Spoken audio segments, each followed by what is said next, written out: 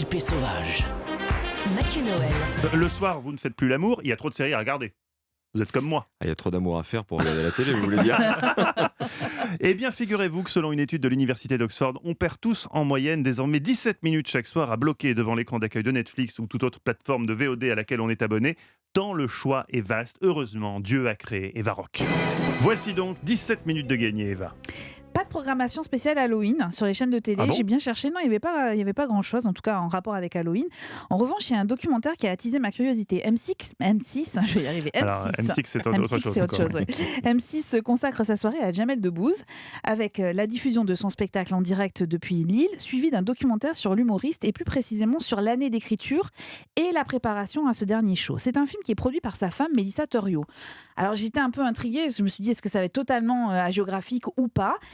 Eh bien, c'est très malin, parce que vous allez comprendre comment écrire un one-man show est un processus créatif laborieux, difficile, et un exercice introspectif aussi pour Jamel Debbouze qui se pose des milliers de questions. Est-ce que je suis encore drôle? Est-ce que tout ça va durer? Est-ce que je peux parler d'homosexualité dans les quartiers? Il est pétri de doutes, d'angoisse, et il est évidemment drôle aussi. À quelques jours de la première, par exemple, il prend conseil auprès d'un coach, un coach sportif, mais aussi un coach qui lui donne quelques conseils sur son alimentation, et qui l'embarque dans un magasin bio pour apprendre à mieux manger. Franchement, ça déprime, la vie de ma mère. C'est déprimant, quoi. Cette nouvelle vie est déprimante, ça. Ouais, mais elle est déprimante, mais elle va durer longtemps. C'est ce qui est bien. Je sais pas si je préfère pas mourir, frère. Voilà, à réfléchir, je crois que je préfère vécreux que manger sans gluten. Je Et préfère alors vécreux que Ouais, manger sans et il faut gluten. que vous voyez surtout la tête des potes de Jamel Debbouze qui sont avec lui dans le supermarché. On a l'impression qu'ils sont dans un musée. Ils regardent les pièces, ils se demandent ce que c'est que ces produits bio et ces galettes de riz. Alors, alimentation et préparation physique. Donc, des séances de sport qui lui font un bien fou à Jamel Debbouze. Il sort à peine de scène et il retrouve son coach dans sa loge. Non, mais c'est sûr, tu me fais un bien fou, connard. Non, mais c'est ouf.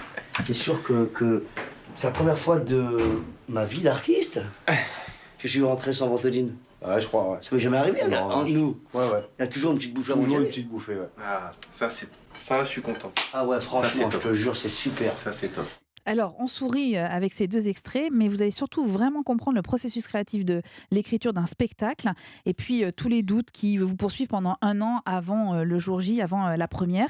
Il y a un petit bonus dans ce documentaire. Jamel Debbouze parle d'Europe 1 et rend hommage à Diane Chenouda pendant plusieurs minutes. Je ne peux pas vous en dire plus, mais regardez ce documentaire. C'est à 23h05 sur M6, après la diffusion directe du spectacle de Je vais vous Jamel dire, Debbouze. rien que pour ça, on va regarder ce documentaire. Merci beaucoup, 17 minutes de gagné. Merci Eva Rock.